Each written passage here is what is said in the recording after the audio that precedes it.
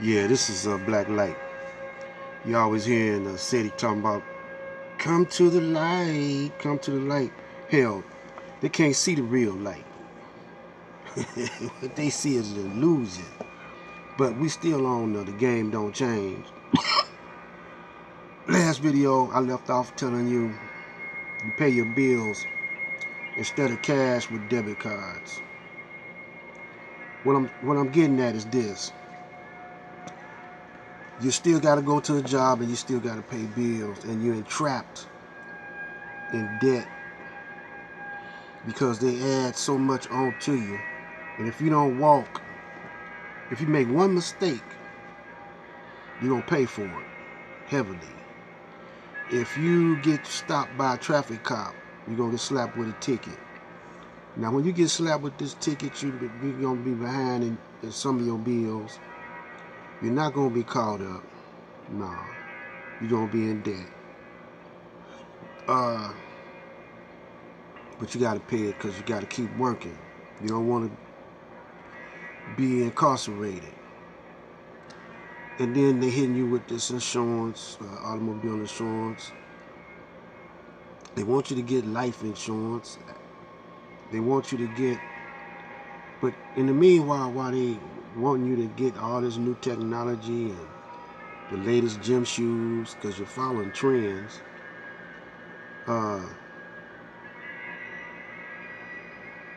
they're changing the money system. No more Federal Reserve notes, debit cards. It's going to be the thing for a minute, and then they're going to evolve into something else. But when they evolve into something else,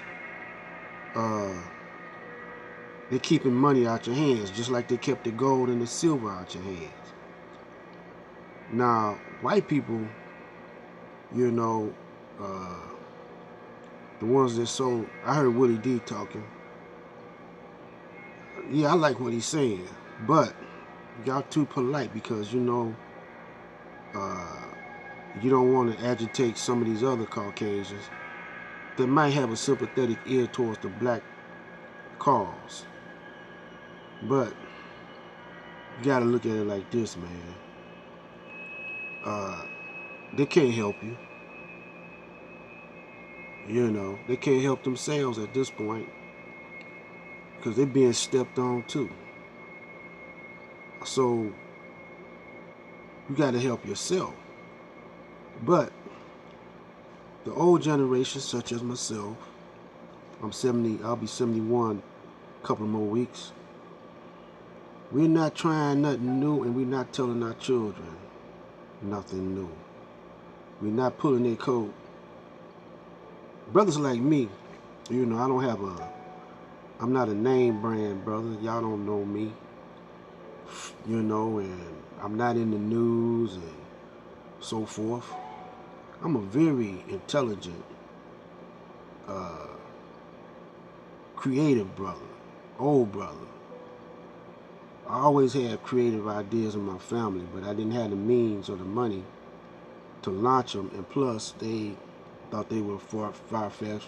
Most people scared to take a chance on me because my ideas were so different. Most people in my family. And the difference between the black family and the Caucasian family is that if you got a creative person in the black family, they want the white people to discover them and finance them. They won't finance them themselves. Well, a lot of times brothers, can't be trusted. But you don't know what to look for when you see a creative black person. You never had, you never know what a genius look like. So most of the time, the white people snatch them up from you. They could tell when you're in grade school that you're a genius, and they'll snatch them up, give them a scholarship or whatever, and give them a good job being an engineer or something of that nature, a top scientist working for them. Just like George Washington Carver. Henry Ford snatched them up, and some more black scientists. put them to work for them. Therefore, you can't come back to your community and build your community back up. I heard a young boy on the television talking about building his community back up. That's a rarity. But by the fact of him being on television saying this, you can believe that the white Caucasian got some persuasion over this young brother, and they're going to finance him in his endeavor. And when anyone finances you and they're not your people, they white people financing you, you're going to be grateful to them financing you, and you're going to be partial to them. And if they tell you something not to benefit your people so much, you're going to go for it. So the black brothers and sisters, they don't pull their, the older ones like me, we need to have a fund, a special fund for our creative young black people, where we pull our resources together.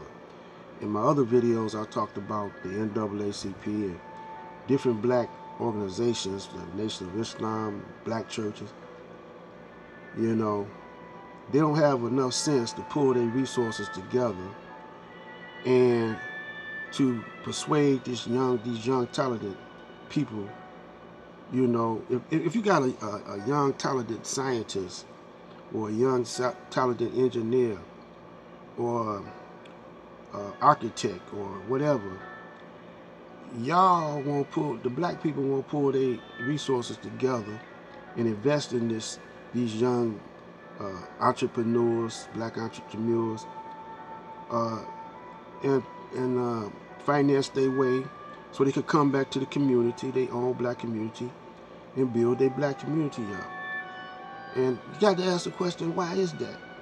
Because the blacks, older blacks, get settled into their way of living, and most of them, the leaders, are living comfortably, living very wealthy, and we treating them like kings, and the rest of us are doing all the work. All they doing is talking, and we doing all the young ones is doing all the work and giving half of their money to these leaders, and all they doing is talking.